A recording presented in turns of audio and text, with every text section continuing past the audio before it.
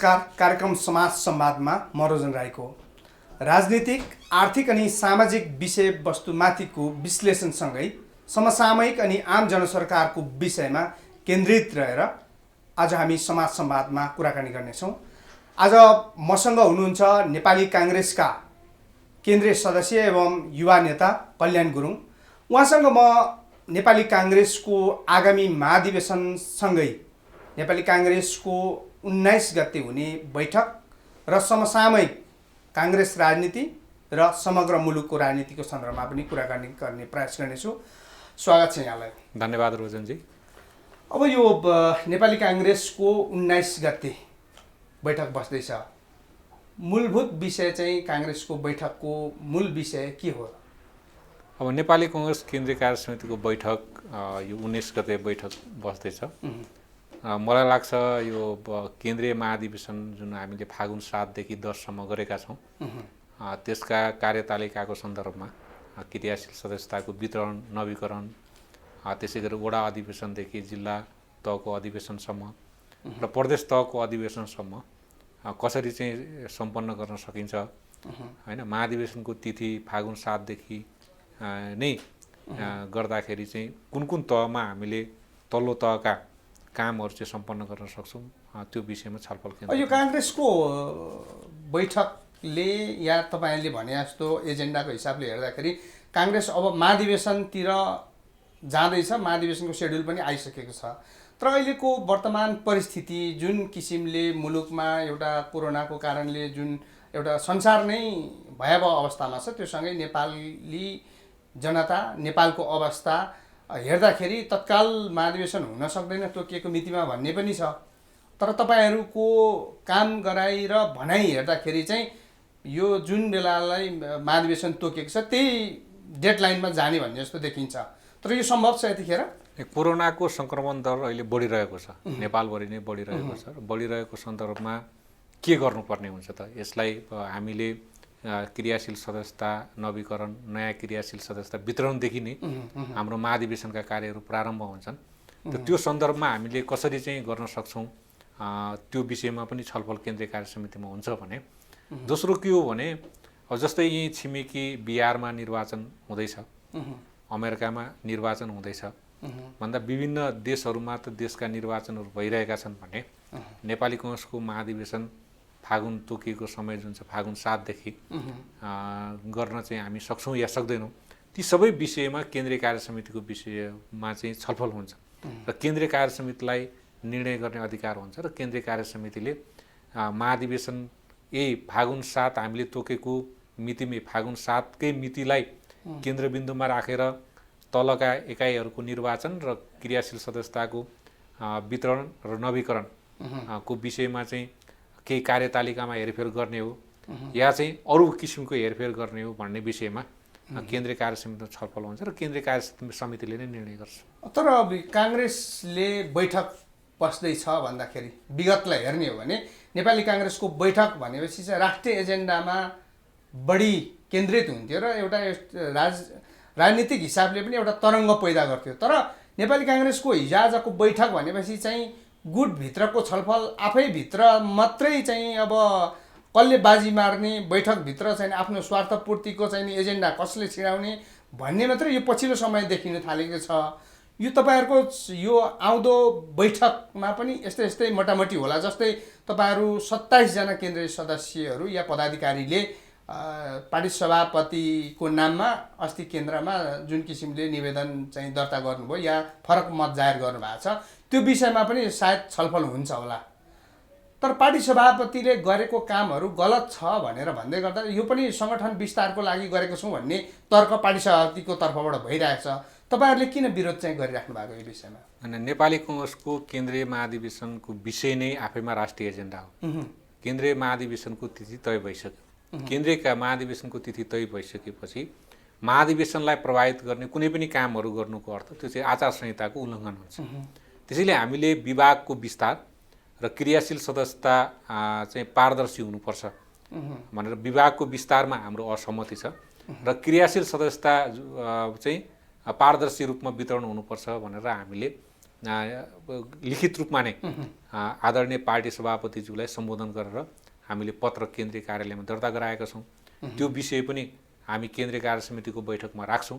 त्यो विषयमा पनि केन्द्रीय कार्य समितिमा छलफल हुँदा धेरै राम्रो हुन्छ र केन्द्रीय कार्य समितिले जे निर्णय गर्छ त्यो निर्णय सबैले हामीले मानेर जानुपर्छ।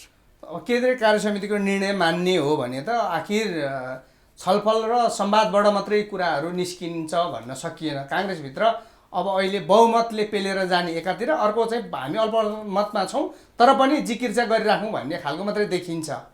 तपाईँहरूको एजेन्डा, तपाईँहरूको कुरा चाहिँ अब पार्टी केन्द्रीय समितिले बहुमतको आधारमा निर्णय गर्यो भने तपाईँहरू के गर्नुहुन्छ? जस्तै त्यसलाई चाहिँ तपाईँहरूले अब जुन किसिमले यो कुराहरू जुन क्रियाशीलको चाहिँ अब वितरणमा पारदर्शिताको कुरा त छलफल होला, तर गठन भइरहेको विभागहरू त अब रोकिनेवाला छ जस्तो लाग्दैन। यदि त्यसो भएन भने के गर्नुहुन्छ तपाईँ? विभाग विस्तारको सन्दर्भमा केन्द्रीय कार्य समितिले जे निर्णय गर्छ त्यो निर्णयलाई केन्द्रीय कार्य समितिको सदस्यको हैसियतले स्वीकारेर हिँड्नुपर्छ। एउटा बाटो त्यो हुन्छ। अर्को बाटो के हुन्छ भने केन्द्रीय कार्य समितिकै निर्णयमा फरक मत राखेर हैन, नोट अफ डिसेन्ट लेखेर हैन, फरक मत राखेर चाहिँ आफ्नो कुरालाई महाधिवेशनसम्म लिएर जाने अर्को बाटो हुनसक्छ। त्यो दुई बाटोकोमा कुन बाटो चाहिँ लिएर जाने भनेर हामी छलफल गर्छौँ। त्यसरी पहिलो बाटो हाम्रो के हुन्छ भने केन्द्रीय कार्य समितिमै छलफल होस्, सकभर हामी सबैले केन्द्रीय कार्य समितिले गरेको निर्णयलाई मान्ने वातावरण चाहिँ सिर्जना हुनुपर्छ। र मलाई लाग्छ केन्द्रीय एउटा नेपाली काङ्ग्रेसको केन्द्रीय सदस्यको हैसियतले केन्द्रीय कार्य समितिले गरेका निर्णयलाई मानेर जाने बाटो चाहिँ सहज हुन्छ जस्तो मलाई लाग्छ। अब यो महाधिवेशनको कुरा गर्दाखेरि नयाँ नेतृत्व, नयाँ चाहिँ अब विचार, यी विषयहरूमै कुरा हुन्छन्। अब जस्तै काङ्ग्रेसमा अहिले नयाँ नेतृत्वको बस निकै चलिरहेको छ। त्यो नयाँ नेतृत्व भनेको चाहिँ कस्तो खालको नेतृत्व हो? अनुहारको नयाँपन हो कि वैचारिक हिसाबले नयाँपन हो कि कार्यक्षमताको आधारले क्षमतावान मान्छेहरूको चाहिँ उपस्थिति हुन्छ भन्ने हिसाबले कि कसरी बहस भइरहेको छ तपाईँहरूको राजनीतिक वृत्तमा, तपाईँहरूको पार्टीभित्र? मूलतः 14औं महाधिवेशनबाट आम नेपाली काङ्ग्रेसले र नेपाली काङ्ग्रेसका जो शुभेच्छुकहरू हुनुहुन्छ विश्वभरि रहनुभएका लोकतन्त्रवादीहरूले र आम नेपाली जनताले 14औं महाधिवेशनलाई नजिकबाट हेरिरहनु भएको छ। र 14औं महाधिवेशनबाट उहाँहरूले अपेक्षा गरेको के हो भने नेपाली काङ्ग्रेस सबैको भरोसाको केन्द्रबिन्दु बन्न सक्नुपर्छ, नेपाली काङ्ग्रेस आम नेपाली जनताको पार्टी बन्न सक्नुपर्छ, आम नेपालीको भरोसाको केन्द्रबिन्दु बन्न सक्नुपर्छ र नेपाली काङ्ग्रेसले आउने निर्वाचनमा बहुमत लिएर आएर, सङ्घीय निर्वाचनमा बहुमत लिएर आएर यो देशको नम्बर 1 पार्टी बनेर जनताको सेवा गर्नुपर्छ भन्ने आम लोकतन्त्रवादीहरूको चाहना छ। त्यो चाहना अनुसारकै नेतृत्व 14औं महाधिवेशनमा जसले यी चाहनाहरूलाई चाहिँ फुलफिल गर्न सक्छ, जसले यी चाहनाहरूको विषयमा आफ्ना आवाजहरू बुलन्द गर्न सक्छ र आम नेपालीको बिचमा चाहिँ आफ्ना नेपाली काङ्ग्रेसका नीति तथा कार्यक्रमहरूको विषयमा स्ट्रङली आफ्ना कुराहरू, धारणाहरू राख्न सक्छ, त्यो व्यक्तिलाई चाहिँ मलाई लाग्छ नेपाली काङ्ग्रेसको केन्द्रीय महाधिवेशनले चयन गर्न सक्ने सम्भावना बढी हुन्छ। अन्तिममा त केन्द्रीय महाधिवेशन प्रतिनिधिज्यूहरूले जसलाई चयन गर्नुहुन्छ उहाँले नै आगामी 4 वर्षको लागि नेतृत्व लिने हो। यो नयाँ नेतृत्वको कुरा गर्दाखेरि कि अब जस्तै महाधिवेशनले छान्ने कुरा या निर्वाचित गर्ने कुरा एउटा होला, तर आकाङ्क्षीको हिसाबले अहिले पार्टी सभापति, वर्तमान पार्टी सभापतिदेखि पूर्व वरिष्ठ नेता हुँदै अहिलेका पदाधिकारी, पूर्व पदाधिकारीहरूको लामो सूची छ। त्योसँगै कल्याण गुरुङको पनि नाम जोडिएको छ। जस्तै तपाईँले यो जुन किसिमको नेतृत्वको लागि जसले आकाङ्क्षा या इच्छा राखेको छन् त्यही समूहभित्र नबसेर तपाईँले आफ्नो छुट्टै किसिमको उम्मेदवारी पछिल्लो समय घोषणा गर्नुभएको छ। हामीले यता कता मिडियाहरूबाट सुनेको छौँ, तपाईँसँग पनि कुराकानी गर्दाखेरि त्यस्तो कुरा आएको छ। तपाईँको उम्मेदवारीको आवश्यकता किन पर्यो नेपाली काङ्ग्रेसमा? यसलाई पुष्टि गर्ने नेपाली काङ्ग्रेसभित्र सबैले राजनीतिक न्याय पाउनुपर्छ, सबैले राजनीतिक अवसर पाउनुपर्छ र सबैको राजनीतिक सुरक्षा हुनुपर्छ। राजनीतिक अवसर समान रूपले सबैको पहुँचभित्र हुनुपर्छ। सबैले आफूले बोलेका कुराहरू एउटा साधारण सदस्यले पनि नेपाली काङ्ग्रेसभित्र उठाएका आवाजहरूको सम्बोधन हुनुपर्छ, त्यहाँ काखा वा पाखा हुनु हुँदैन भन्ने जुन आम नेपाली काङ्ग्रेसको र लोकतन्त्रवादीहरूको जुन आकाङ्क्षा छ त्यो आकाङ्क्षा नै हामी सबैको आकाङ्क्षा हो। त्यसैले त्यो आकाङ्क्षालाई परिपूर्ति गर्नको निम्ति हामी सबैले जसले आफ्नो तर्फबाट उम्मेदवारी दिनुभएको छ सबैले यो आकाङ्क्षालाई कसरी परिपूर्ति गर्न सक्छौँ त्यो परिपूर्ति गर्ने दिशातर्फ आफ्ना कर्महरू आफ्ना कार्यहरू हामीले त्यो दिशातर्फ लिएर जानुपर्छ र मैले बारम्बार भनेको छु जे बोल्ने हो जे लेख्ने हो त्यही अनुसारको व्यवहार हुनुपर्छ बोली एउटा लेखाइ एउटा एकदम राम्रो बोल्ने एकदम राम्रो लेख्ने तर व्यवहारमा चाहिँ त्यस्तो किसिमको देखिएन भने त्यसले विश्वसनीयता आर्जन गर्न सक्दैन। त्यसैले नेतृत्वको सबैभन्दा ठुलो कुरा भनेको विश्वास आर्जन गर्नु, आम जनताको विश्वास आर्जन गर्नु, आम कार्यकर्ताको विश्वास आर्जन गर्नु चाहिँ नेतृत्वको मूल चरित्र हुन्छ। त्यसैले नेतृत्वले अहिले सबैभन्दा पहिले आम जनताको विश्वास जित्नुपर्छ, आम कार्यकर्ताको विश्वास जित्नुपर्छ, आम लोकतन्त्रवादीको विश्वास जित्नुपर्छ र त्यसको निम्ति 14औं महाधिवेशनमा जोले उम्मेदवार गर्नुभएको छ, उम्मेदवारीको दावेदारी गर्नुभएको छ, सबै योग्य हुनुहुन्छ, सबैले आफ्नो आफ्नो योग्यता प्रदर्शन गर्नुहुनेछ र मलाई लाग्छ लोकतन्त्रवादीको विश्वास जित्न सक्नुहुन्छ। जो उम्मेदवारी दिन्छु भनिराखेका छन् उहाँहरूको नजरमा उहाँहरू आफै या उहाँहरूलाई समर्थन गर्ने समर्थकहरूको नजरमा त योग्य होला। तपाईँ स्वयं आफै सभापतिको उम्मेदवार भन्दै हुनुहुन्छ, तपाईँ आफैले पनि उहाँहरू पनि योग्य हो भनिसके पछाडि तपाईँको उम्मेदवारको औचित्य चाहिँ के हो त? नेपाली कङ्ग्रेसभित्र तपाईँलाई स्पष्ट भनिदिउँ, महाधिवेशन प्रतिनिधि नै आफैमा एउटा योग्यता हुन्छ। क्रियाशील सदस्य जसले नेपाली कङ्ग्रेसको आदर्श सिद्धान्तलाई बुझेर र आत्मसात गरेर जसले क्रियाशील सदस्य लिनुभएको छ ती क्रियाशील सदस्य मध्ये 95% क्रियाशील सदस्य योग्य हुनुहुन्छ र जो महाधिवेशन प्रतिनिधि भएर आउनुभएको छ नि, म तपाईँलाई दावाका साथ भन्छु महाधिवेशन प्रतिनिधि भएर आउनुभएका 90% महाधिवेशन प्रतिनिधिहरूले नेपाली कङ्ग्रेसको पार्टी सभापति र यो देशको प्रधानमन्त्री पदमा बसेर त्यो गरिमा राख्दै चाहिँ उहाँहरूले नेतृत्व गर्न सक्नुहुन्छ। त्यो हैसियत भएको महाधिवेशन प्रतिनिधिहरू आउनुहुन्छ। त्यसैले महाधिवेशन प्रतिनिधिहरू आफैमा योग्य हुनुहुन्छ। जो उम्मेदवार हुन चाहनुहुन्छ, उम्मेदवार हुन चाहने व्यक्ति पनि योग्य हुनुहुन्छ। अब महाधिवेशन प्रतिनिधिहरू जो योग्य हुनुहुन्छ उहाँहरूले जसलाई चयन गर्नुहुन्छ, तर अब त्यो त्यत्रो उहाँहरूले योग्य व्यक्ति नै चयन गर्नु होला। यहाँले भनेको कुरालाई पनि मानौँ एकछिनको लागि, सबै देशभरिबाट आउने महाधिवेशन प्रतिनिधिहरू पनि केन्द्रीय समितिको लागि या पार्टी सभापतिको लागि योग्य हुन्। हजुर, तर त्यो हुलभित्र कल्याण गुरुङलाई नै छान्नु पर्ने चाहिँ कारण फरकपना चाहिँ के हो त? त्यसो भए मैले अघि नै भने कि राजनीतिक न्याय मुख्य कुरा के हो भने राजनीतिक न्याय। म मेरा अग्रजहरूको सम्मान गर्न चाहन्छु। हाम्रा अग्रजहरू जसले जेल बस्नुभयो, लोकतन्त्रको लागि सङ्घर्ष गर्नुभयो, होइन, महान शहीदहरू हुनुभयो, होइन, जसको कारणले आज हामीले लोकतन्त्र पाएका छौँ र आज बोल्ने अभिव्यक्ति या यो सङ्गठन गर्ने जुन स्वतन्त्रताहरू हामीले पाएका छौँ, ती महान अग्रजहरूको म सम्मान गर्न चाहन्छु, शहीद परिवार शहीदहरूको सम्मान गर्न चाहन्छु र ती व्यक्ति अग्रजहरू जसले कुनै पनि पद नलिकन, लोभ कुनै पनि मोह नराखिकन नेपाली कङ्ग्रेसमा अनवरत लागिरहनु भयो, उहाँहरूको पनि म सम्मान गर्न चाहन्छु। र जो उम्मेदवार हुन चाहने हाम्रा अग्रजहरू हुनुहुन्छ या दौतरीहरू हुनुहुन्छ या नयाँ पुस्ताका र युवा पुस्ताका सबैको सम्मान गर्दै म के भन्न चाहन्छु भने हाम्रो केन्द्रबिन्दु चाहिँ के हुनुपर्छ भने राजनीतिक न्याय। अहिले नेपाली कङ्ग्रेसभित्र सबैले खोजेको के हो भने राजनीतिक न्याय, राजनीतिक सुरक्षा, राजनीतिक अवसरको समान पहुँच, राजनीतिक अवसरभित्र सबैको समान पहुँच हुनुपर्छ। त आम नेपाली काङ्ग्रेसका कार्यकर्ताहरूले कुन नेतृत्वले सबैलाई चाहिँ राजनीतिक न्याय दिन सक्छ, कुन नेतृत्वले सबैलाई राजनीतिक सुरक्षा दिन सक्छ, कुन नेतृत्वले सबैलाई राजनीतिक अवसरमा समान पहुँच दिन सक्छ, कुन नेतृत्वले एउटा साधारण कार्यकर्ताले बोलेको कुरालाई पनि सुनवाई गर्न सक्छ कि एउटा साधारण कार्यकर्ताको मनमा पनि उसको सेइङ र सेयरिङ यो पार्टीमा छ, उसको हक र अधिकार यो पार्टीभित्र सुनवाई हुन्छ भन्ने अनुभूति र विश्वास दिलाउन सक्छ, त्यो नेतृत्वको चयन चाहिँ केन्द्रीय महाधिवेशन प्रतिनिधिज्यूहरूले गर्नुहुन्छ। र मलाई विश्वास के छ भने आम महाधिवेशन प्रतिनिधि जो आउनुभएको छ उहाँहरू योग्य हुनुहुन्छ, उहाँहरूले आफ्नो विवेक प्रयोग गर्नुहुन्छ र उहाँहरूले विवेक प्रयोग गर्दा योग्य व्यक्तिहरूले विवेक प्रयोग गर्दाखेरि निश्चित रूपमा योग्य व्यक्तिकै चयन हुन्छ। यो काङ्ग्रेसको विगतको महाधिवेशन हेर्ने हो र चाहिँ त्यो बेलाको नाराहरू हेर्ने हो भने विविध खालको छ नि। जस्तै युवाहरूको नेतृत्व गर्ने, युवाहरूको चाहिँ नि पार्टी युवाहरूको भावना बोक्ने भनेर पनि एक दुईजना मानिसहरूले या तपाईँहरूको समकालीन या तपाईँहरूसँगै काम गरेका मान्छेहरूले महाधिवेशन प्रतिनिधिहरूलाई झुक्क्याएको पनि छन्।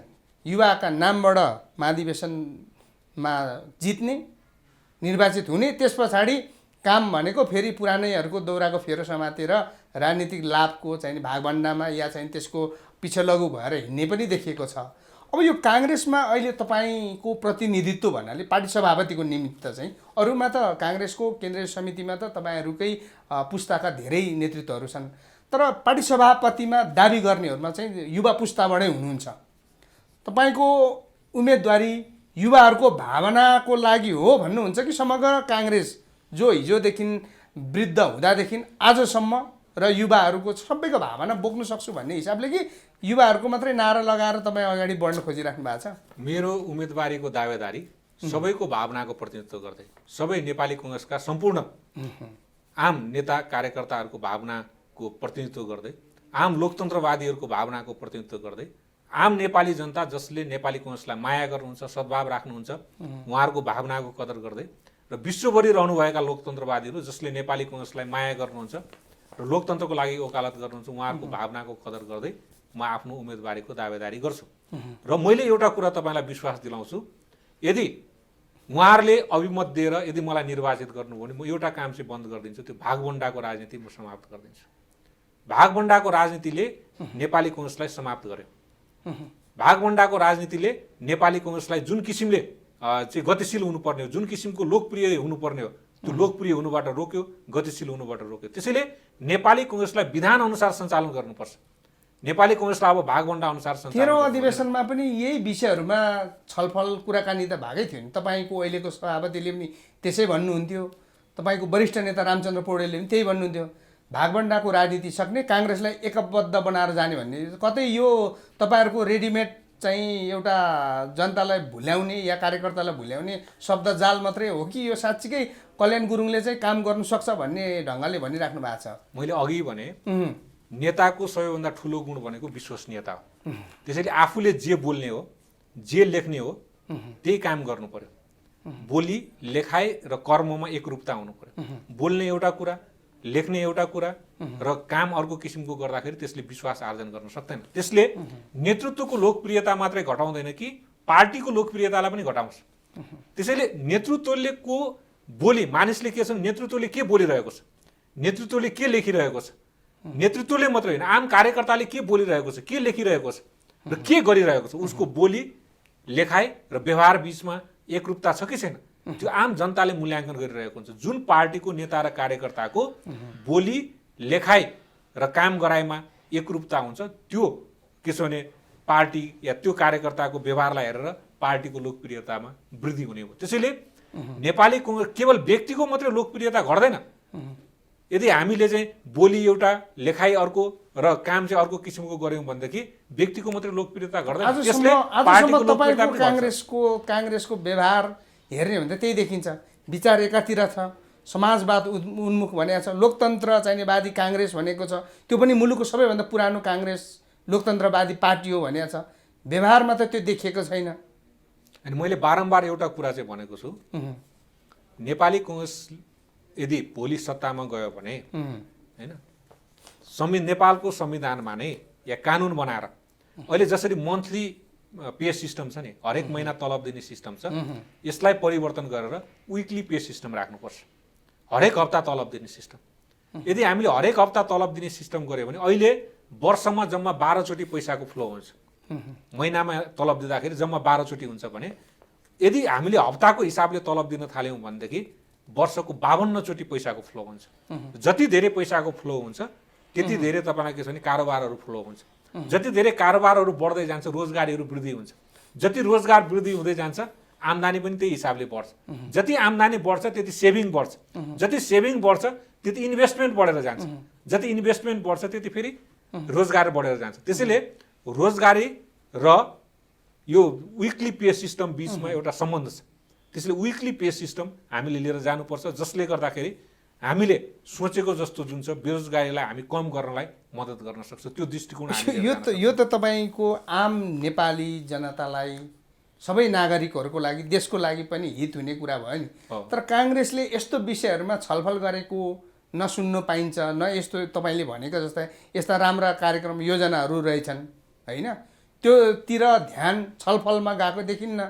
मनको कुरा मनमै रह्यो भन्ने गीत जस्तो तपाईँको मनमा छ त्यही रहेछ। तपाईँ भोलि अब यो 19 गते हुने पार्टीको बैठकमा पनि यो कुरा तपाईँ छलफल गर्न पाउनुहुन्न। विषयहरू अर्कै हुन्छन्। पार्टी कसरी कब्जा गर्ने, पार्टीभित्र आफ्नो नेतृत्व, पार्टीको साइज जत्रो होस् तर पार्टीलाई कसरी कब्जा गर्ने भन्नेतिरै ध्यान हुन्छ।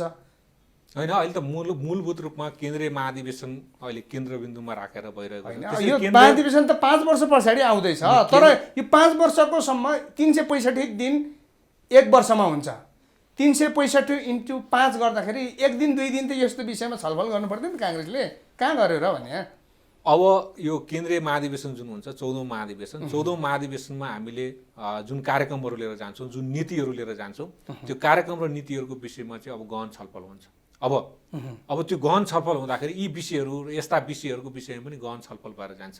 यी विषयहरू जुन मैले भने, यी विषय राख्ने या नराख्ने, पार्टीको नीति कार्यक्रममा यस्ता विषयहरूलाई समावेश गर्ने वा नगर्ने भन्ने विषयमा चाहिँ छलफल भएर जान्छ। त्यसैले धेरै यस्ता मुद्दाहरू छन् जुन मुद्दाहरूलाई जस्तै हामीले नेपाली कङ्ग्रेसकै विधानमा हामीले केही संशोधनहरू गर्न सक्छौँ। केही संशोधन गरेर मैले त्यति बेला पनि तपाईँलाई लिखित रूपमा चाहिँ दर्ता गराएको थिएँ पार्टीभित्र सुपर डेलिगेट्सको कन्सेप्टलाई। सुपर डेलिगेट्सको कन्सेप्ट चाहिँ नेपाली कङ्ग्रेसभित्र आवश्यक छ भनेर। त्यसै गरेर यदि हामीले युवाहरूलाई, युवा पुस्ता जुन नेपालको परिभाषा अन्तर्गत, नेपालको युवा नीतिको परिभाषा अन्तर्गत 15 देखि 35 वर्षसम्मलाई युवा भनिन्छ। 15 देखि 35 वर्षसम्मका के अरे मानिसहरू जो हुनुहुन्छ, 40 वर्षसम्मका, 15 देखि 40 वर्षसम्मका मानिसहरूलाई हामीले केही आरक्षण वडा तहदेखि नै हामीले आरक्षण गर्न सक्नुपर्छ केन्द्रीय तहसम्म। त्यो हुँदाखेरि युवाहरूको आरक्षण बढेर के अरे आकर्षण बढेर जान्छ। त्यसैले हामीले केवल आकर्षण मात्रै गर्ने होइन, आम मानिसलाई पार्टीमा आकर्षित गरेर ल्याउने मात्रै होइन, आएका मानिसलाई कसरी संरक्षण गर्न सक्छौँ। यदि आकर्षण त गरेर ल्याउँला तर उनीहरूलाई संरक्षण गर्न सकेनौँ भने त त्यो आकर्षणको केही अर्थ रहँदैन नि। त्यसैले हाम्रो प्रभावकारिता के हो भने जसरी हामी आकर्षण गर्छौँ त्यसरी पार्टीभित्र यदि हामीले संरक्षण गर्न सक्यौँ भने त्यसले हाम्रो प्रभावकारिता बढेर जान्छ। त्यसै गरेर राष्ट्रिय राजनीतिको सन्दर्भमा पनि हामीले आफ्ना जुन अभिव्यक्तिहरू हुन् त्यो अभिव्यक्ति अनुसारको व्यवहार हामीले प्रदर्शन गर्न सक्नुपर्छ। हामी एक ढिक्का भएर राष्ट्रिय राजनीतिको यहाँले यत्रो कुराहरू भन्दै गर्दाखेरि जस्तो मैले अघि पनि कुरा गरेँ, मुलुकमा महामारी लागेको छ, मान्छे राम्रोसँगले हिँडडुल गर्न पाइरहेको छैन, अवस्था यस्तो छ। तर काङ्ग्रेस आफ्नो नेतृत्व हत्याउनको लागि चाहिँ अहिले गाउँमा क्रियाशील पनि रोकिएको छैन, गाउँ डुल्नेहरू डुलिरहेका छन्। काङ्ग्रेसको केन्द्रीय समितिले पनि तिमीहरू अहिले यस्तो परिस्थिति छ, रोक, पछि गरौँला भन्ने केही सन्देश जारी गरेको छैन। त्यतातिर चाहिँ काङ्ग्रेस लाग्न सक्ने। अहिले मुलुकमा डाक्टर केसीकै कुरा गरौँ न, सामान्य कुरा, डाक्टर केसी यतिखेर चाहिँ नेपाली जनताका विषयमा, नेपाली जनताका छोराछोरीले पढ्नु पाउनुपर्छ भन्ने विषयमा अनसन गरेर बसिराख्नु भएको यत्रो दिन भयो। काङ्ग्रेस त्यहाँ जोडिनु सक्दैन, त्यहाँ किन नजोडेको भनेर प्रश्न गर्दाखेरि यतिखेर महामारीको बेलामा चाहिँ नि अब काङ्ग्रेस कहाँ बोल्ने भन्छ। आफ्नो लागि चाहिँ बोल्ने, अधिवेशन महाधिवेशनको लागि बोल्न सक्ने, भेला हुन सक्ने, तर त्यस्तो विषयमा बोल्न नसक्ने काङ्ग्रेस केले रोक्छ यस्तो कुरामा चाहिँ काङ्ग्रेस? हामीले त सबैले भनेका छौँ, के भनेका छौँ भने सत्यको लागि गरेको आग्रह सत्याग्रह, सत्यको लागि गरेको आग्रह सत्याग्रह गर्ने सत्याग्रहीको सम्मान गर्नुपर्छ। त्यसो सत्याग्रहीको सम्मान त सबैले गर्नुपर्छ होइन, सत्याग्रहीको हामी सबैले सम्मान। यो त तपाईँको व्यक्तिगत कुरा होला, नेपाली काङ्ग्रेसको एकजना केन्द्रीय सदस्यको कुरा होला। त्यसैले संस्थागत रूपमा तपाईँको पार्टी सभापतिले या तपाईँहरूको पार्टी सभापतिको लेटर प्याडबाट, काङ्ग्रेसको चाहिँ नि पार्टीको लेटर प्याडबाट यस्ता कुराहरू आउन सकिरहेको छैन। 19 गते केन्द्रीय कार्य समितिको बैठक बस्दैछ, कुरा राख्नुहुन्छ तपाईँ? 19 गतेको केन्द्रीय कार्य समितिको बैठकले केही न केही यस विषयमा पनि के छलफल गर्छ जस्तो मलाई लाग्छ।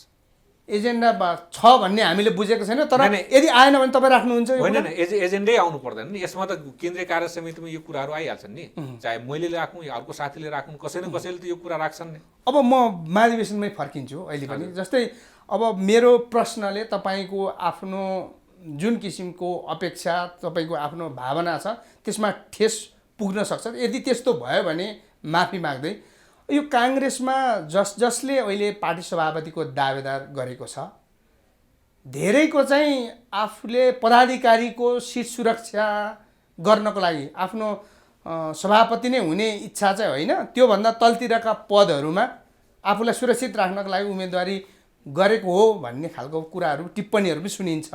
कल्याण गुरुङको सवालमा चाहिँ के हो, अलिकति स्पष्ट हुनुहोस्। मैले बारम्बार भनेको छु जसले जुन पदको दावेदारी गर्नुभएको सभापतिको मात्र होइन, सभापति, उपसभापति, महामन्त्री, सहमहामन्त्री, सदस्य, जसले जुन पदको दावेदारी गर्नुभएको हो त्यही पदमा निर्वाचन समितिले नोमिनेसन माग्दाखेरि त्यही पदमा नोमिनेसन गर्नु पर्यो। अरू पदमा बार्गेनिङ गर्नु भएन। अरू पदमा बार्गेनिङ गर्नुको लागि आफ्नो उम्मेदवारीको दावेदारी गर्नु भएन। अरू पद आफ्नो उम्मेदवारीको दावेदारीलाई बार्गेनिङ टुल्सको रूपमा प्रयोग गर्नु भएन। आफ्नो लागि र आफ्नाको लागि, आफ्नो र आफ्नाको लागि चाहिँ के छ भने सिट सुरक्षित गर्नलाई आफ्नो उम्मेदवारीको दावेदारी चाहिँ प्रयोग गर्नु भएन। अब तपाईँले यति भनिसकेपछि अलिकति स्पष्ट नै पारौँ। जति अहिले हामीले कुरा गऱ्यौँ यति कुराकानी गर्दा गर्दै कल्याण गुरुङ अब नेपाली काङ्ग्रेसको 14औं महाधिवेशनको पार्टी सभापतिको उम्मेदवार हो भन्ने छ।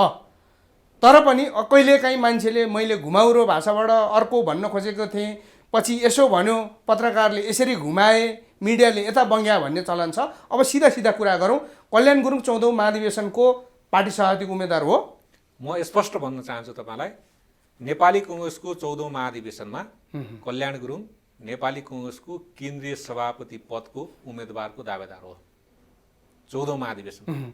भनेपछि अब जस्तै अब यसको कसरी सभापति हुनुहुन्छ भन्ने आम जिज्ञासा पनि होला, म जस्तोलाई पनि त्यस्तो लागिरहेको छ। जस्तै एकातिर पार्टी सभापति अहिलेको नेपाली काङ्ग्रेसको पार्टी सभापति होइन, उहाँ आफै एउटा चाहिँ ठुलो पहाड जस्तो, त्योसँगै अर्कोपट्टि विरासतबाट राजनीति गरेका कोइराला परिवार भन्छन्, अर्को गणेशमान सिंहका परिवार, त्यस्तोबाट आएका एउटा विरासतबाट अर्को अहिले मजबुत साथ पार्टी सभापति जितेर आएको पार्टी सभापति, यस्तो बिचमा कल्याण गुरुङको उम्मेदवारी चुनौतीपूर्ण त छ। उहाँहरू जो उम्मेदवार हुनुहुन्छ, हाम्रा अग्रजहरू र अग्रज नेताहरू जो हुनुहुन्छ, उहाँ नेताहरूको म सम्मान गर्न चाहन्छु। मेरो दौतरी पनि जो उम्मेदवार बन्न चाहनुहुन्छ उहाँहरूको पनि सम्मान गर्न चाहन्छु। मेरो चाहना के हो भने बढीभन्दा बढी मानिसहरू उम्मेदवार हुनुपर्छ। बढीभन्दा बढी मानिसहरू उम्मेदवार हुँदा यो परम्परागत जुन गुटबन्दी छ नि, यो परम्परागत गुटबन्दी रहँदैन।